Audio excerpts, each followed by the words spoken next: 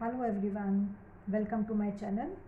Today we begin with the first chapter of Standard 6 Geography, the Earth and the Gratitude.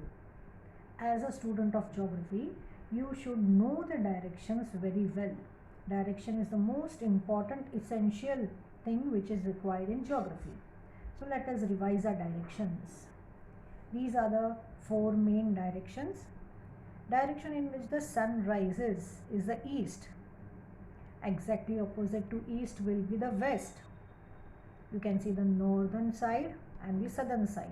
So east, west, north and south, these are the major direction. Then you have sub-direction. Between north and east, you have northeast side or northeast direction. Between south and west, you have southwest. Between south and east, you have southeast. Between north and west, you have northwest. So main directions are shown here with red color and sub directions are shown with blue color. So north, east, south, west are the main direction. Northeast, southeast, southwest and northwest are the sub directions. After having understood this, we should know the oceans and the continents of the world. So there are 7 continents, biggest being Asia. Can you see Asia is shown there? Taj Mahal is shown in Asia. So Asia is the biggest continent. Europe is besides Asia. If we talk about Europe in relation to Asia, we can say that Europe is to the west of Asia. To the south of Europe is Africa. Beyond Europe and Africa, you have North America and South America. So till now we have seen 5 continents: Asia, Europe, Africa, North America, South America. At the southern side of the map, you have Antarctica, and above that, you have Australia. So these are the 7 continents: Asia, Europe, Africa, North America, South America, Antarctica and Australia. You have 5 oceans. We have Indian Ocean, Atlantic Ocean, Pacific Ocean, Arctic Ocean and the Southern Ocean. Here Pacific Ocean and Arctic Ocean are written at 2 places. That does not mean there are 2 Pacific Oceans or 2 Arctic Oceans. The earth, the world is round. So if you fold this paper, or if you see in the globe, there will be only one Pacific Ocean. So this Pacific Ocean is continuation. So if I fold this paper and if I make a cylinder of it, you can see both the Pacific Oceans are joining. This shows students that it is just one and the same ocean. So we have 5 ocean: Indian, Atlantic, Pacific, Arctic and Southern Ocean. Now there are certain questions in your textbook, page number 1. Which places are shown on the map? So we have Agra, we have Port Blair, Tokyo, then we have St. Petersburg, Rome, Kimberley and Lima. These are the places shown on the map. These are in fact the name of the cities. In which city is Taj Mahal located? Of course, everybody knows this. Taj Mahal, which is one of the most beautiful wonder of the world, is located in Agra. In which continent is Taj Mahal located? See, now the city's name in which Taj Mahal is located is Agra. Country in which Taj Mahal is located is India, and the continent in which Taj Mahal is located is Asia. In which direction is Taj Mahal located for Graham in St. Petersburg? So friend Graham is staying in St. Petersburg. You have to tell me the direction in which Agra or Taj Mahal will be in which direction with respect to St. Petersburg.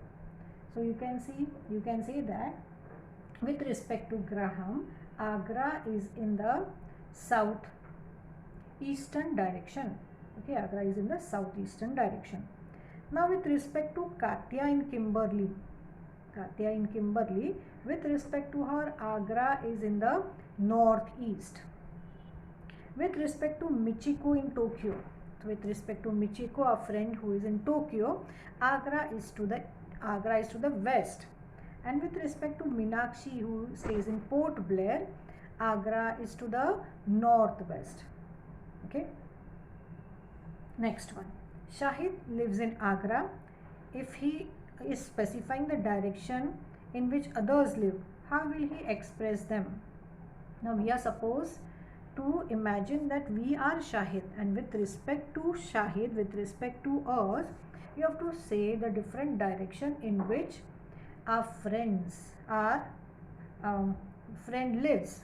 So if we talk about Meenakshi, with respect to Shahid, that is with respect to Agra, Port Blair is in the southeastern direction. Okay, Michiko, who stays in Tokyo, she is to the east of Agra. Katya, who is in Kimberley, with respect to Shahid, she is in the southern direction. Natalia, who stays in Rome, she is in the western direction. Enric, who is in Lima, is also in the western direction. And Graham, who stays in St. Petersburg, is to the northwest. In what direction with Natalia in Rome and Enric in Lima say other child lives? Now, just as we have imagined ourselves to be Shahid and we have talked about the different direction in which our friends live, now we are supposed to be Natalia. We will imagine ourselves to be Natalia, and with respect to Natalia, we will be saying the direction. Natalia will say that Graham is to my north, Katya is to my south, Shahid and Michiko are to my east, Enric is to my west, and Meenakshi is to my south west. Now if I imagine that I am Enric staying in Lima, now with respect to Enric, okay, all his friends you have to say, Enric will say Katya is to the southwest, okay, Graham is to the northeast, Katya is to the southeast, Graham is to the northeast, okay, Shahid, Meenakshi, Michiko are to the eastern side, and so is Natalia. So, have you noticed, students, that their answers are quite different when they are mentioning the direction in which the friends are located, or with respect to a person, with respect to a child in this map, the direction of Taj Mahal is at different places. So you must have realized by now that direction is not only what is required to explain the location of a place. Along with direction, to accurately describe the location of a place, you require something else. And what is that something else? We will be studying now. Here in this particular slide, you will see that this is the globe that you see. Okay, in your school also you must be having a globe. Now this globe has certain horizontal and certain vertical lines, that is certain standing and certain sleeping lines. Okay, so now there is a network of standing and sleeping lines on this globe. Okay, figure number 1.2 shows the Earth's diameters. If you see the east-west diameter, it is 12,756 kilometer, and the north-south diameter is 12,746. So it is obvious that east-west diameter is more in distance than the north-south diameter. That means Earth is broader in the east-west than in the north-south. Now, just as there are imaginary lines, just as they are standing and sleeping, that is horizontal and vertical lines on the globe, one cannot draw such lines on the actual Earth. The reason is the oceanic water. Okay, the Earth is called as water planet. There is lot of oceans and seas on this Earth. So one cannot draw such lines on this oceanic water Then there are ups and downs, mountains and valleys. That is, land is also not even.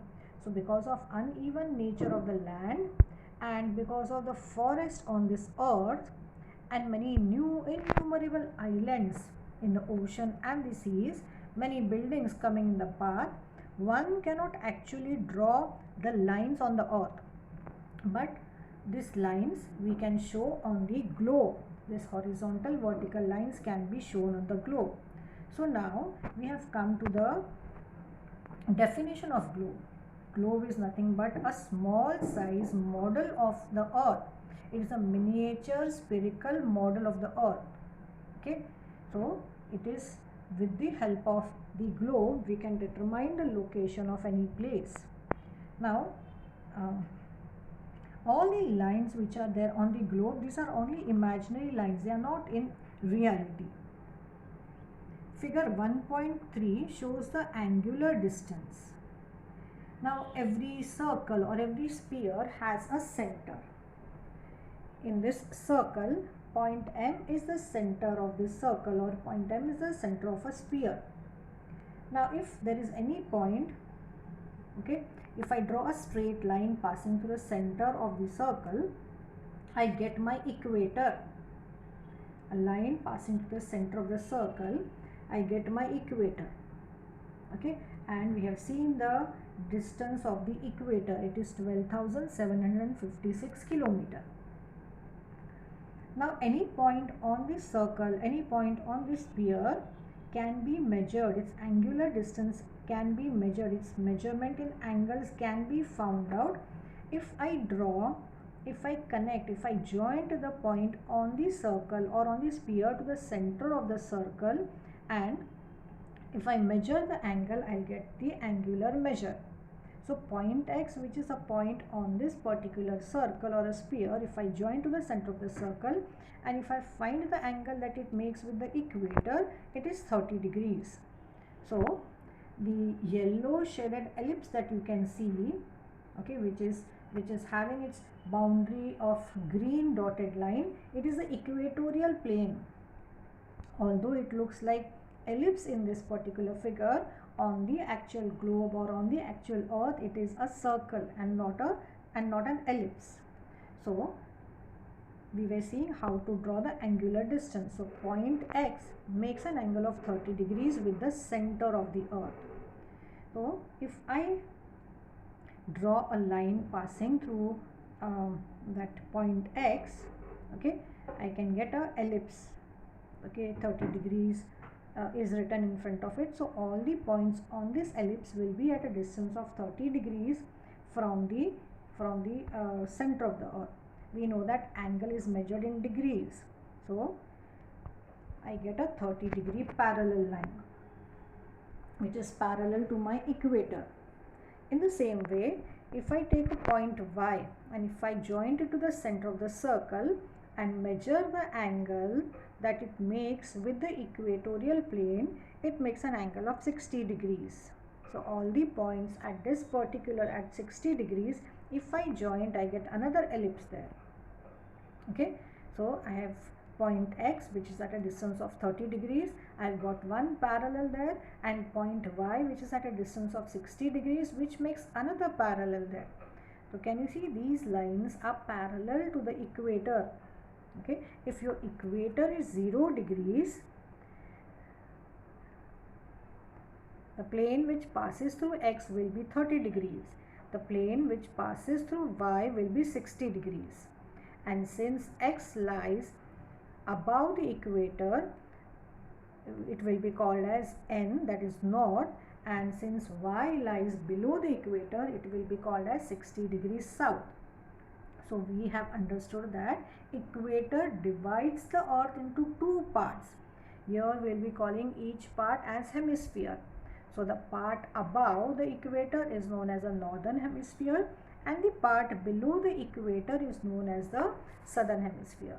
So students, here you have understood that equator is 0 degree parallel, and if you see the size okay, of the equatorial plane. If you compare with 30 degrees plane or with that of 60-degree plane, you will see that the equator is the largest parallel. It is the largest circle. That is why equator is called as great circle.